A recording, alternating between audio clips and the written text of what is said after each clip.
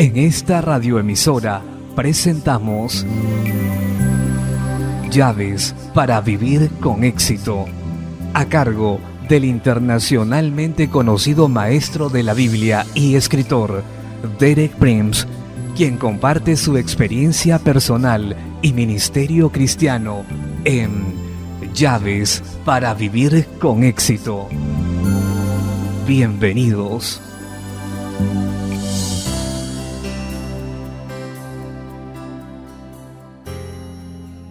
Llaves para vivir con éxito presentan Victoria sobre la muerte 2, parte 1.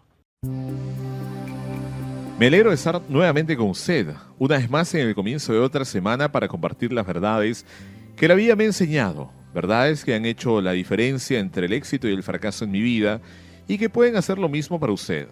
Toda la semana pasada hablé de un rico y maravilloso tema que tiene mucho significado para nosotros. Esta semana hablaré de victoria sobre la muerte. Hay mucho más que aún podremos ver. La semana pasada expliqué cómo Jesús, nuestro pariente redentor, tomó para sí la sentencia de muerte que aguardaba en nosotros y dio su alma como ofrenda de pecado por nosotros, expiando así nuestra culpa. Luego, al tercer día, Dios, el Padre, hizo a un lado las decisiones injustas de las dos cortes humanas, la corte judía y la corte romana, que habían condenado a Jesús a muerte y vindicó a su Hijo levantándole de los muertos. Hoy voy a continuar con el tema de la resurrección de Cristo. Voy a explicar lo que significa para cada uno de nosotros. Lo primero que debemos ver es que la resurrección de Jesús, quien era nuestro representante, era el sello seguro sobre la oferta de Dios de perdón y salvación a través de Jesús.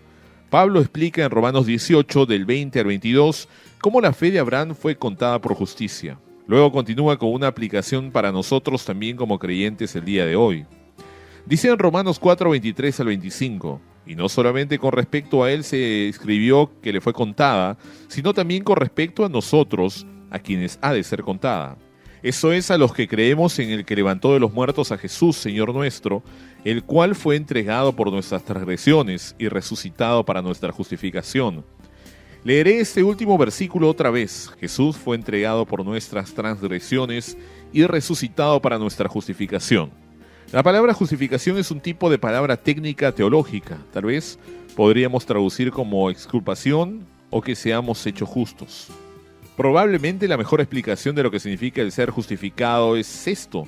Justificado significa como si nunca hubiese yo pecado, porque la justicia de Cristo, su justicia sin pecado, nos es contada a través de nuestra fe. He explicado la lógica de esto en un pasaje de mi libro Resurrección de los Muertos, de la cual leeré ahora.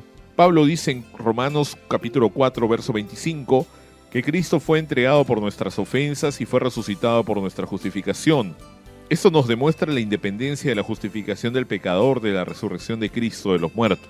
Si Cristo hubiese permanecido en la cruz, en la tumba, la promesa de Dios al pecador de salvación y vida eterna nunca se hubiera cumplido. Es solamente el Cristo resucitado, recibido y confesado por fe, es quien trae al pecador paz, vida eterna y victoria sobre el pecado. Pablo recalca sobre la misma verdad en Romanos 19, donde dice que si confesares con tu boca que Jesús es el Señor y creyeres con tu corazón que Dios le levantó de los muertos, serás salvo.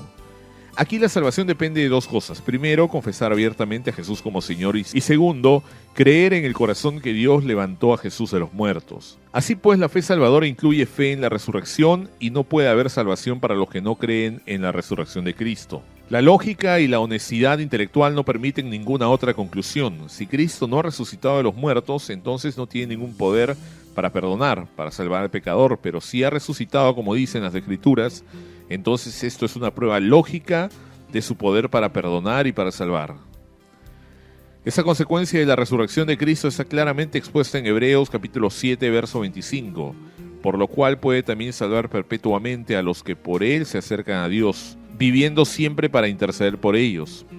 Pablo también habla de la necesidad absoluta y lógica de la resurrección de Cristo como una base de oferta de salvación de Dios. En 1 Corintios capítulo 15, verso 14 dice: y si Cristo no resucitó, vana es entonces nuestra predicación, vana es también nuestra fe.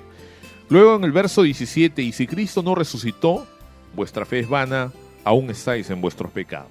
La condición de la cristiandad contemporánea confirma abundantemente estas declaraciones sencillas de las Escrituras.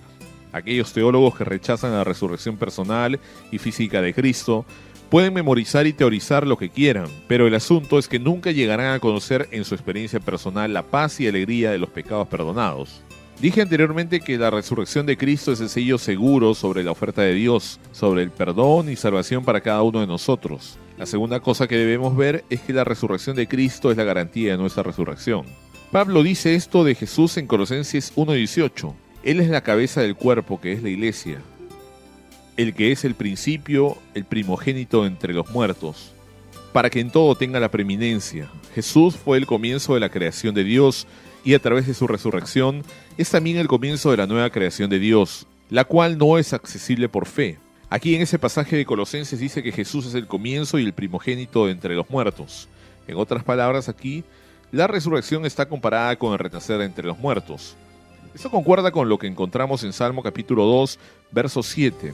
Ese salmo es también una vista profética. En el verso 7 Jesús está hablando del decreto que ha hecho Dios el Padre con respecto a él. Esto es lo que dice: yo publicaré el decreto, Jehová me ha dicho, mi hijo eres tú, yo te engendré hoy. Ese día en el cual el Padre engendró al Hijo fue el día de la resurrección. Jesús fue el primer engendrado, el primogénito entre los muertos. Su resurrección fue un nacimiento desde la muerte a una vida nueva, eterna. Si regresamos a Colosenses 1:18, el cuadro que Pablo da aquí es que Jesús es la cabeza del cuerpo, que es la iglesia y el primogénito entre los muertos. Si pensamos de la resurrección como un nacimiento, entonces podemos aplicar el mismo orden de un nacimiento natural de un niño desde el vientre de su madre, y por supuesto todos sabremos que en el nacimiento natural la cabeza sale primero y luego sigue el resto del cuerpo. Así que esto se aplica al resto del cuerpo y a nuestra resurrección. Jesús, la cabeza, salió en la resurrección, y esto garantiza que nosotros, como somos del cuerpo, seguiremos a la cabeza. Es un cuadro hermoso. La resurrección de Jesús es la garantía de que nosotros, que estamos unidos a Él por fe, resucitaremos como Él lo hizo. Él, cabeza ya salida, nosotros, el cuerpo, seguiremos en el tiempo de Dios. Eso lo resume Jesús mismo brevemente en Juan capítulo 14, verso 19. Porque yo vivo, vosotros también viviréis. Su vida es nuestra vida. Tenemos garantía de que tendremos parte en su resurrección porque estamos unidos a Él.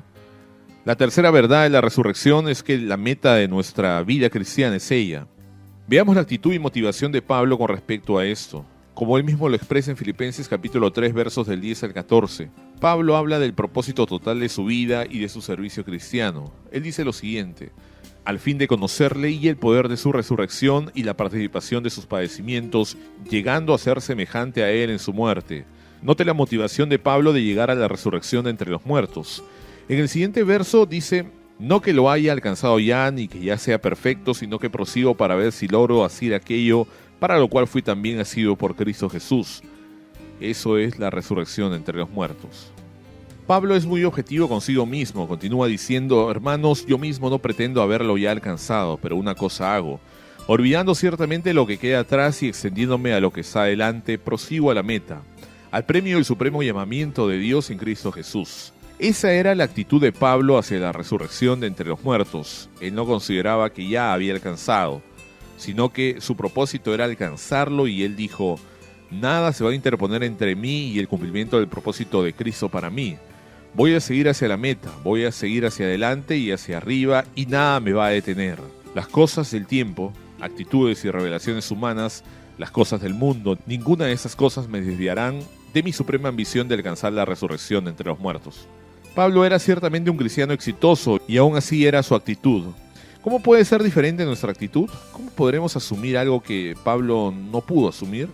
No necesitaremos cultivar toda esa actitud.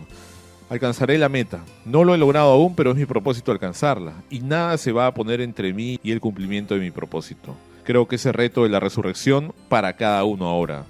Nuestro tiempo por hoy se ha terminado. Estaré con usted nuevamente mañana a la misma hora para explicar cómo fue predicha claramente la resurrección en el Antiguo Testamento.